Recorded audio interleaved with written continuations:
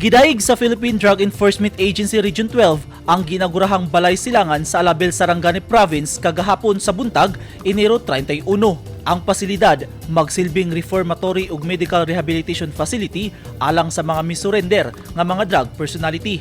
Gipasalamatan ni Mayor Vic Paul Salarda ang mga nagsuporta sa national government aron mamugna ang rehab facility nga magpamatuod nga seryoso ang war on drugs sa gobyerno. Nagpabiling drug-cleared ang estado sa Alabel tungod sa kooperasyon sa katawhan ug mga barangay officials.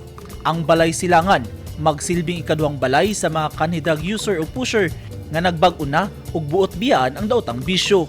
Napatukod ang balay silangan building pinaagi sa local infrastructure project ni Deputy Speaker Congressman Rogelio Pacquiao.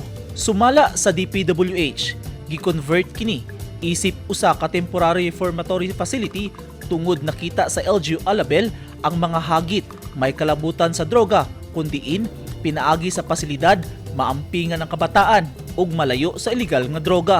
Ang balay silangan sa Alabel mao ikatulong pasilidad sa entero probinsya sa Sarangani. Una nang nakapatukod og susamang pasilidad ang lungsod Saglan ug Malungon. Tanang gastuhon sa pasilidad tubagon sa lokal nga gobyerno sa Alabel, sanglit dunay budget gikan sa DILG alang sa pag-cater sa drug reformation ug rehabilitation programs sama sa pag-edukar, pag-agni sa mga dependents nga biyaan na nga hingpit ang illegal nga droga.